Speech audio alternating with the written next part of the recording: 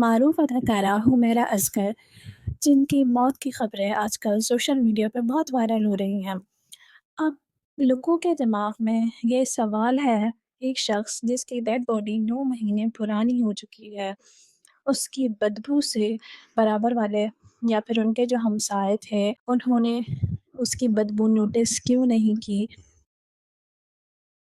کیا حمیرہ اصغر کا کوئی ساتھی بھی نہیں تھا جو ان کی ناموجودگی کو محسوس کرتا؟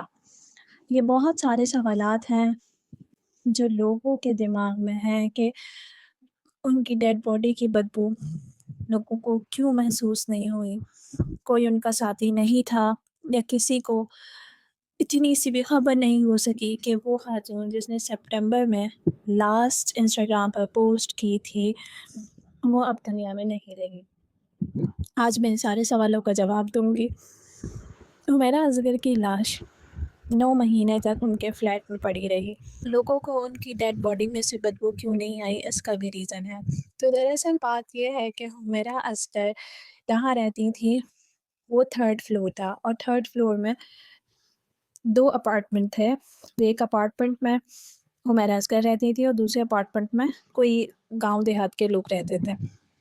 تو انہوں نے جو دوسرے اپارٹمنٹ کے لوگ ہیں انہوں نے یہ کہا ہے کہ وہ لوگ سپٹمبر میں اپنے گاؤں چلے گئے تھے اور پھر وہ فیب میں واپس آئے، فروری میں اپنے گھر واپس آئے تھے۔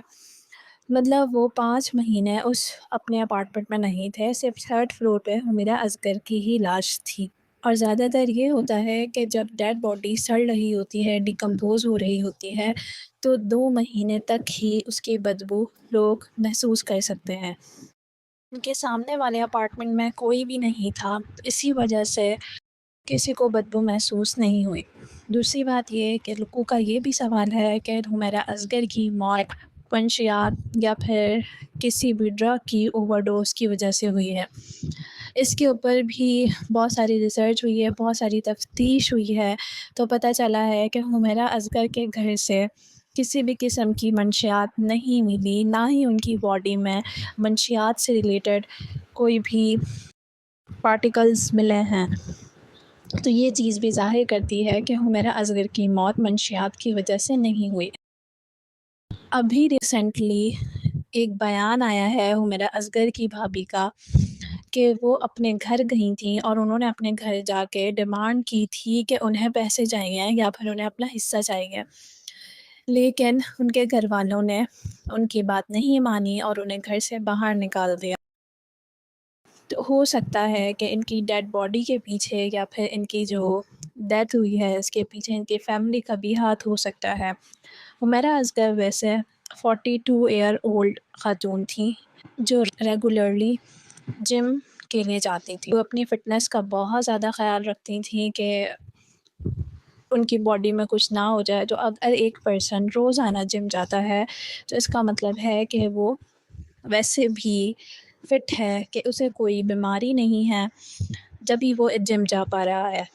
تو اس کا مطلب ہے کہ حمیرہ اصغر کو کوئی بیماری بھی نہیں تھی، وہ ایک ایسی خاتون تھیں جو سکون سے اپنی زندگی بسر کرنا چاہتی تھیں۔ لیکن کچھ چیزیں ایسی ہیں جو پراسرار ہیں کہ حمیرہ اصغر کی موت کس طریقے سے ہوئی، اس کے اوپر تفتیش کی جانی چاہیے، اور تفتیش ہوگی تو پتہ چلے گا کہ حمیرہ اصغر کی موت کس طریقے سے ہوئی ہے۔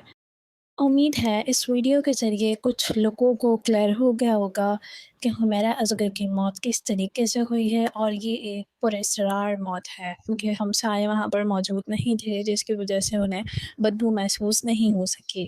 ان کی باڈی میں ڈرگس کے کوئی پارٹیکل نہیں ملے، ان کے گھر میں کسی قسم کے کوئی ڈرگس سے ریلیٹڈ چیزیں نہیں ملی، اور ساتھ ساتھ ان کی بھابھی کا بھی یہ بیان آیا ہے کہ ان کے گھر والوں کے ساتھ بھی تعلقات اچھے نہیں تھے، وہ فائنینشلی بہت سفر کر رہی تھیں، ان کے پاس رینٹ دینے کے لیے بھی پیسے نہیں تھے۔ تو یہ ساری باتیں ہیں جو کیس کو اور زیادہ پراسرار بنا رہی ہیں۔ حمیرہ اصغر کی موت سے یہ بھی واضح ہوتا ہے کہ اگر ایک لڑکی اپنے گھر سے اپنا کریئر بنانے کے لیے نکلتی ہے تو اسے کتنا سفر کرنا پڑتا ہے، اسے کتنی تنہائی کا سامنا کرنا پڑتا ہے کہ اس کے پاس کوئی نہ ہو۔ ایسا بھی ہوتا ہے کہ لوگوں کے پاس لوگ نہیں ہوتے اور لوگ آپ کی پریزنس کو نوٹس نہیں کرتے کہ آپ دنیا میں موجود ہیں یا پھر نہیں۔ بس اللہ تعالیٰ ہر انسان کو اچھی موت سے نوازے۔ ملتے ہیں نیکسٹ ویڈیو میں۔ اللہ حافظ۔